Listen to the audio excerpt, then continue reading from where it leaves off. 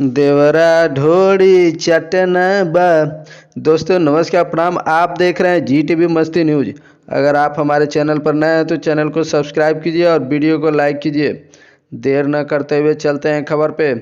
दोस्तों देवरा ढोड़ी चटना से फेमस चंदन चंचल जी का एक और गाना मार्केट में धमाल मचाने वाला है, जिसकी एल्बम का नाम है देवरा ढोड़ी चटना 2, जिसमें एक्ट्रेस सौम्या पांडे जी हैं।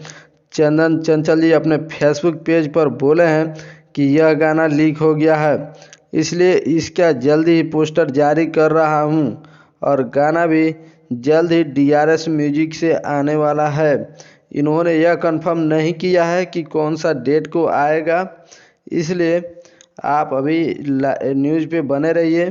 रिलीजिंग डेट जैसे ही आता है आपको अपडेट कर दिया जाएगा। वीडियो देखने के लिए आपको बहुत बहुत धन्यवाद।